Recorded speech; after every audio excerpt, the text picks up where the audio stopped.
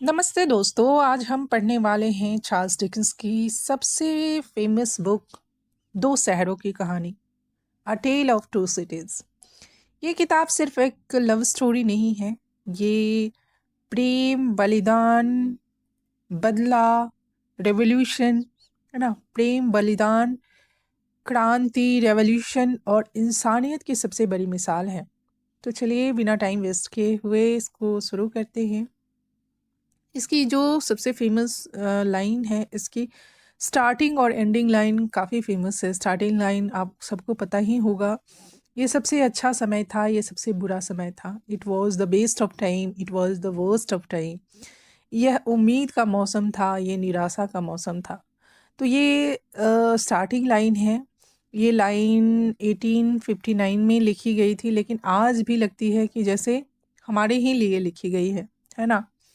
तो कहानी जो है वो दो शहरों की है, लंदन और पेरिस। और समय है 1775 से 1793, यानी फ्रेंच रेवोल्यूशन का दौर। फ्रेंच रेवोल्यूशन को भी हम थोड़ा समझते हैं कि क्यों हुई थी फ्रेंच रेवोल्यूशन। फ्रांस में तीन क्लास में लोग बटे हुए थे, है ना। पहले दो क्लास जो थे वो राजा और अमीर कुलीन लोगों का, नोबल्स लोगों का था, है ना। फर्स्ट क्लास में राजा और पादरी थे और सेकंड क्लास में अमीर और नोबल्स थे, है ना। रिच लोग फर्स्ट और सेकंड क्लास में थे। बाकी 98% जो था वो गरीब जनता थी, है ना। और 98% लोग गरीब थे और एक रोटी एक दिन की मजदूरी में मिलती थी। अमीर लोग गरीब बच्चों को गाड़ी से कुचल देते थे और हंसते थे। जनता भूख से मर रही थी और रानी मैरी एंटोनीट ने कहा कि रोटी नहीं है तो केक खाओ, और बस जनता का गुस्सा फूट पड़ा। 1789 में फ्रांसीसी क्रांति हुई, शुरू हो गई। एंड लोग चिल्लाने लगे। कौन सा वहाँ पे एक स्लोगन दिया गया था, liberty, equality and fraternity. King जो है लुइस 16 एंड जो क्वीन है रानी एंटोनीट, दोनों को एग्जीक्यूट कर दिया गया, गिलोटीन पे चढ़ा दिया गया, है ना। उनके सर काट दिए गए और फिर शुरू हुआ खून की नदियाँ। गिलोटीन पर रोज सैकड़ों सिर कटने लगे। डिकेंस कहते हैं कि दोनों तरफ क्रूरता थी, है ना। क्रूएल्टी ऐसा नहीं था कि केवल जो अमीर थे उन्हीं की तरफ से थी, क्रांतिकारियों ने भी सारी हदें पार कर दी थी। तो इस तरह की बैकग्राउंड पे ये लिखा गया है, फ्रेंच रेवोल्यूशन के बैकग्राउंड पे। तो चलिए फिर से हम टेल ऑफ टू सिटीज़ के स्टोरी पे आते हैं और कैरेक्टर्स को देखते हैं। पहला कैरेक्टर है डॉक्टर मानित। डॉक्टर मानित पिछले 18 साल से बास्टिन जेल में बंद रहे हैं, सिर्फ इसलिए क्योंकि उन्होंने एक कुलीन परिवार की क्रूरता के खिलाफ आवाज़ उठाई थी। रिच फैमिली की क्रूरता के खिलाफ उन्होंने आवाज़ उठाई थी डॉक्टर मानित ने, और इसके कारण उन्हें 18 ईयर्स से बास्टिन के जेल में बंद रहे हैं वो। और वो जेल में पागल जैसे हो गए और सिर्फ जूते बनाते रहते थे। तो उनको 18 साल बाद फिर से जेल से रिहा किया जाता है। दूसरा कैरेक्टर है लूसी मानित, जो कि डॉक्टर मानित की बेटी है और उसके गोल्डन हेयर है, वो एकदम एंजल जैसी है। और डिकेंस उसे गोल्डन थ्रेड करते हैं, सुनहरी धागा जो सबको जोड़कर रखती है। चार्ल्स डार्नी फ्रांसीसी कुलीन घराने का लड़का है, लेकिन बहुत नेक दिल। अपनी जो क्रूएल फैमिली है उसको छोड़कर लंदन भाग आया है चार्ल्स डार्नी, और वो लूसी से शादी करते हैं। लूसी जो डॉक्टर मानित की बेटी है। तो चार्ल्स डार्नी अपनी जो क्रूएल फैमिली उसको छोड़ के आ गया है और लंदन आके वो लूसी से शादी करता है।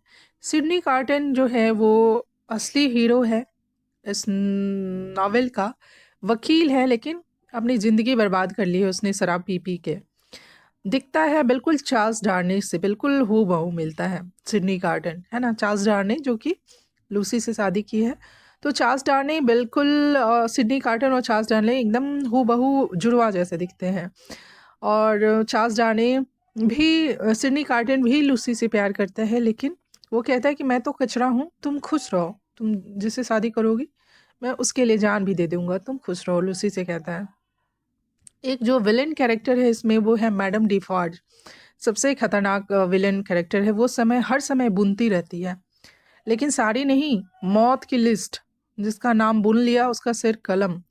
उसका पुराना बदला है डार्नी के परिवार ने उसके भाई बहन को मार डाला था। चार्ल्स डार्नी से उसकी पुरानी दुश्मनी है, क्योंकि डार्नी के परिवार ने उसके भाई बहन को मार डाला था, तो अब वो किसी भी हाल में चार्ल्स डार्नी को मारना चाहती है, चाहे उसके लिए उसको कुछ भी करना पड़े। तो अब हम स्टोरी शुरू करते हैं। 1775 में डॉक्टर मानित को 18 साल बाद जेल से निकाला जाता है। लूसी और बैंकर जॉर्विस लॉरी एक बैंकर हैं और जो कि लूसी के साथ है, वो लूसी को हेल्प करते हैं। तो लूसी और बैंकर जॉर्विस लॉरी उसे लंदन लाते हैं। किसको? डॉक्टर मानित को। और डॉक्टर बार बार कहता है 105 नॉर्थ टावर, है ना, क्योंकि थोड़ा सा उसका मेंटली इशू था और इसके पीछे भी एक मिस्ट्री थी। कुछ साल बाद लंदन में कोर्ट केस शुरू हुआ। चार्ल्स डार्नी पर देशद्रोह का इल्ज़ाम लगा, है ना। चार्ल्स डार्नी जिससे कि लूसी ने शादी करी थी, उस पर देशद्रोह का इल्ज़ाम लगा, क्योंकि सिडनी कार्टन, ठीक है, चार्ल्स डार्नी पे। उस समय सिडनी कार्टन खड़ा होता है कोर्ट में और कहता है कि देखो मैं भी इसके जैसा दिखता हूँ, तो ऐसा कैसे कह सकते हैं कि ये वही आदमी था जिसने ये क्राइम किया है। तो इस तरह से वो केस खारिज हो जाता है, क्योंकि दोनों एक जैसे थे। तो जब सिडनी ने कहा कि मैं भी इसके जैसा दिखता हूँ, तो कोई भी कह सकता है कि चार्ल्स डार्नी वो नहीं था, मैं भी हो सकता हूँ या फिर कोई और हो सकता है। तो इस तरह से वो केस जो है वो ख़त्म हो जाता है और फिर चार्ल्स और लूसी की शादी हो जाती है। सिडनी कार्टन लूसी से वादा करता है कि तुम्हारे लिए, जिसे तुम प्यार करती हो, मैं अपनी जान भी दे दूंगा। अब आता है 1792। फ्रांस में रेवोल्यूशन चल रहा है।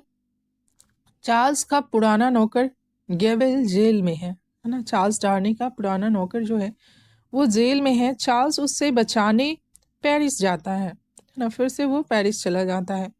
वहाँ पहुँचा और पकड़ा गया, क्योंकि वो एवरमेंडे परिवार का है। चार्ल्स एवरमेंडे फैमिली का से बिलोंग करते हैं और वहाँ पे वो जाने के बाद उसे पकड़ लिया जाता है। पहली बार डॉक्टर मानित की वजह से छूट जाता है, लेकिन मैडम डिफॉर्ज कहती है कि नहीं, मैडम डिफॉर्ज जो कि रिवेंज लेना चाहती है सबसे, और ख़ास करके चार्ल्स डार्नी के फैमिली से, क्योंकि चार्ल्स डार्नी की फैमिली जो एवरमेंडे परिवार है उसने उसकी सारी फैमिली को मार काट के रख दिया था, इसलिए वो चार्ल्स डार्नी को नहीं छोड़ना चाहती है। तो वो कहती है कि पूरा एवरमेंडे ख़ानदान मरना चाहिए, लूसी भी, उसकी बेटी भी। चार्ल्स को फिर पकड़ लिया जाता है और अगले दिन उसे गिलोटिन पे चढ़ाना है। अब आता है सिडनी कार्टन, जो अब तक जिंदगी में कुछ नहीं कर पाया था। वो जेल में घुसता है, चार्ल्स को नशा देकर बेहोश करता है, उसके कपड़े बदलता है और खुद गिलोटिन पे चढ़ जाता है ना। चार्ल्स डार्नी की जगह सिडनी कार्टन मर जाता है। चार्ल्स को मारना था, उसको सजा हुई थी, लेकिन वो उसके कपड़े बदलकर वो खुद गिलोटिन पे चढ़ जाता है। और गिलोटिन पे चढ़ते वक्त उसके दिमाग में आता है कि मैं जो कर रहा हूँ, ये लास्ट लाइन काफ़ी इम्पॉर्टेंट है ना। वो सोचता है कि मैं जो कर रहा हूँ यह अब तक की सबसे अच्छी चीज़ है, ये सबसे बेहतर आराम है जो मैं अब जा रहा हूँ। और इस तरह, और इसी समय मिस प्रॉस, लूसी की नर्स, है ना, लूसी मार्निट जो कि डॉक्टर मार्निट की बेटी है, और डिकेंस ने उसको गोल्डन थ्रेड कहा है ना, सबको वो बांध के रखती है। तो यहाँ पे उसकी नर्स है मिस प्रॉस, और वो मैडम डिफॉर से लड़ती है और उसे मार देती है। तो हमारे परिवार जो है सुरक्षित लंदन चला जाता है। तो फ्रेंड्स, ये जो बुक है, ये किताब सिर्फ क्रांति की कहानी नहीं है, ये बताती है कि एक जो बर्बाद इंसान भी आखिरी मौके पर महान बन सकता है, और जो रिवेंज है, लव उससे बहुत बड़ा होता है। एक व्यक्ति का जो सेक्रीफाइस है, एक बलिदान जो है, पूरी दुनिया बदल सकता है। सिडनी कार्टन मरता तो है, लेकिन अमर हो जाता है। लाखों लोग आज भी उसकी आखिरी लाइन को दोहराते हैं, है ना। ज़िंदगी में अगर कभी लगा कि सब व्यर्थ है, तो बस एक बार सिडनी कार्टन को याद कर लेना, क्योंकि सच कहा है डिकेंस ने, it is a far far better thing that I do than I ever done, है ना।